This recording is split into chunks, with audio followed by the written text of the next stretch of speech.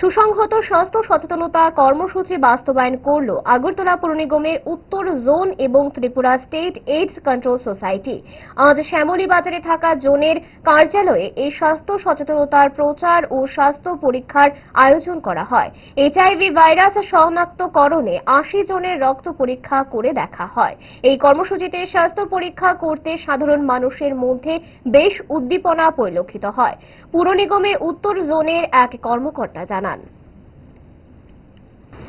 রাজ্যের মাননীয় মুখ্যমন্ত্রীর নেতৃত্বে আমরা সারা রাজ্যে নেশা বিরোধী কর্মসূচির পাশাপাশি আমরা নেশা মুক্ত ত্রিপুরা গড়ার পাশাপাশি আমরা এইডস মুক্ত ত্রিপুরা গড়ার জন্য আমরা কাজ করছি।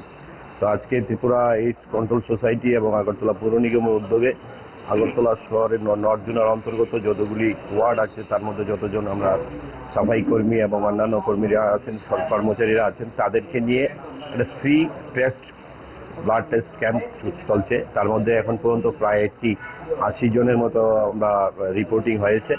তো আমরা চাইবো যে শুধু মুখে নয়, কাজের মাধ্যমে আমাদের যে সমস্ত শ্রমিকরা বিভিন্নভাবে কাজ করেন এবং বিভিন্ন জায়গায় দেখা যায় যে সমস্ত শ্রমিকরা নেশায় আসক্ত আছেন, তো তার মধ্যে থেকে সবচেয়ে বড় হচ্ছে কি যে পুশিং ড্রাগসের ফলে সারা ত্রিপুরা রাজ্যে এখন প্রচন্ডভাবে এইডসের বা এইচআইভি পজিটিভের সংখ্যা বৃদ্ধি পাচ্ছে। তাই আমরা তাদেরকে নিয়ে আইডেন্টিফাই করে তাদেরকে যাতে সঠিকভাবে চিকিৎসার ব্যবস্থা করা যায় এবং তার পাশাপাশি এইচআইভি মুক্ত এবং নেশা মুক্ত ত্রিপুরার জন্য মাননীয় মুখ্যমন্ত্রীর যে স্বপ্ন, সেই স্বপ্নকে আমরা সফল করার জন্য কাজ করছি।